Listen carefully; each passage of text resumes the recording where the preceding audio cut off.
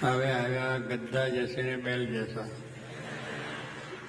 હા, સંતના આપણે જોયું કે આવા ગદ્દા ને બેલ જશા છે આ દુનિયામાં ફરે એ પછી બધાને ગધેડા જ બનાવે ને, બીજું શું કરે? બળદ બનાવે ને ગધેડા બનાવે, માણસ ના બનાવે.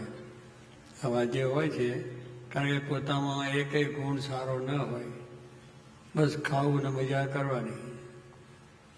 પેલો કે છે તો 10 માણસનું ખાઈ જાય એટલે જાડો રહે. એટલે કેવું એ એક જ વસ્તુ કે ખાવાનું મળે ત્યાં જાય, ખાઈ પી અને આવી રીતે તાગડ ધીંધા કરવાના. એટલે જેમ પશુ ને ગધેડો જેમ ફર્યા કરીને જ્યાં ખાવાનું મળે ત્યાં ખાઈ લે, એવી દશામાં ફરતા હોય. એટલે એની સ્થિતિ એવી જ હોય ને.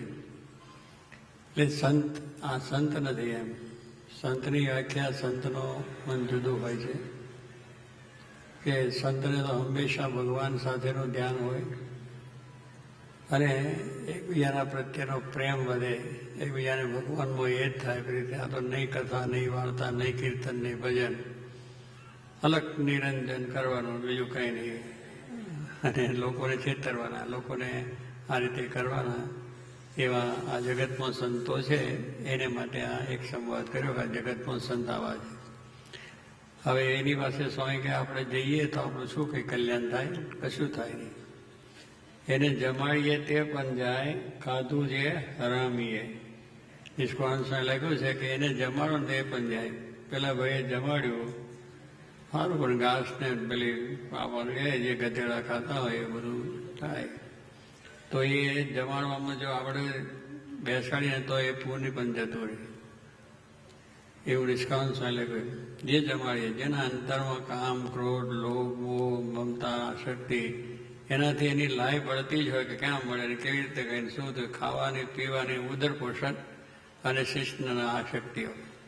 આવી રીતના જે હોય એને ક્યાંય સુખ નથી, પોતાને નથી ને બીજાને પણ આપી શકાય નહીં. એટલે એ આપણા શાસ્ત્રોમાં સંતનો અને અસંતનો લક્ષણ લખ્યા છે. એટલે સંત અસંતને ઓળખીને જો આપણે સમાગમ કરીએ તો આપણો બેડો પાર થઈ જાય.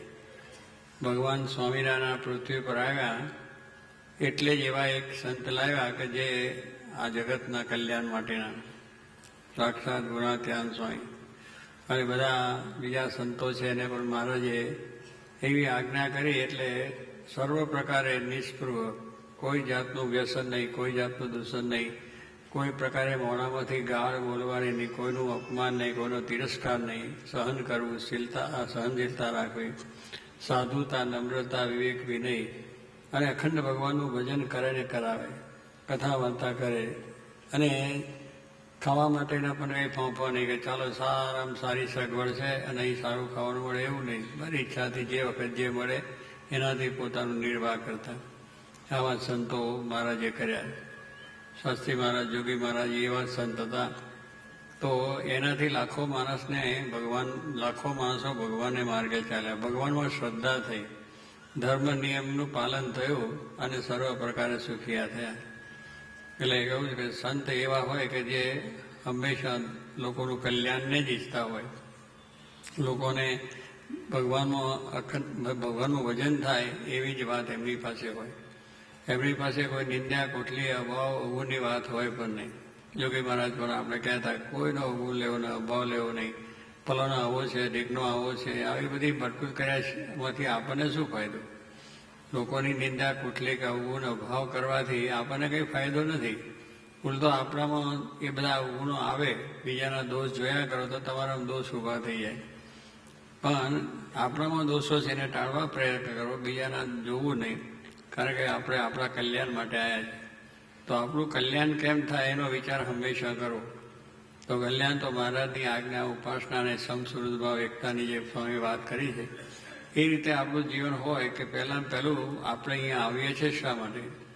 કે સત્સંગ કરવા માટે. સત્સંગમાંથી જે વાતો છે એની જીવનમાં ડળ થાય, આજ્ઞા, ઉપાસના, નિયમ, ધર્મને, અને એ મોટા પુરુષ રાજી થાય એટલા માટે આપણે આવીએ છીએ. હવે અહીં આવીને બધાનું જોયા જ કરો, આવો આમ કરે છે, આવો આમ કરે છે, આવો છે, ભાઈ જે કરતો છે કરે છે, એનું જવાનું છે. આપણે આવ્યા છીએ, લાભ લઈ લો. આપણામાં અવગુણ છે એને ટાળો, એનો વિચાર કરો અને એને ટાળવો માંડે. પણ એવી રીતનું હોય. અને આ સંત થયા પછી પણ જો આવું બધું કર્યા કરતા હોય તો એ સંતને કોઈ ફળ નથી. અને બીજાને પણ નહીં. એટલે પોતાનું જ આપણે જોઈએ. આ માર્ગ એવો છે આધ્યાત્મિક માર્ગ, એમાં માણસે પોતાનું જ જોવાનું છે કે પોતાની અંદર જે કંઈ વસ્તુઓ ટાળવાની છે એનો જ પ્રયત્ન થાય. બ્રહ્મરૂપ આપણે થવું છે તો બ્રહ્મરૂપ થવા માટેની જે વાત છે કે પોતાના જીવનમાં જે કંઈ દુર્ગુણો છે, જે કંઈ વ્યસનો કે જે કંઈ આપણી કુટેવો છે એને ટાળવાનો પ્રયત્ન હંમેશા માટે થવો જોઈએ. બીજાના ગુણ છે એને ગ્રહણ કરો, બીજામાં સારું છે.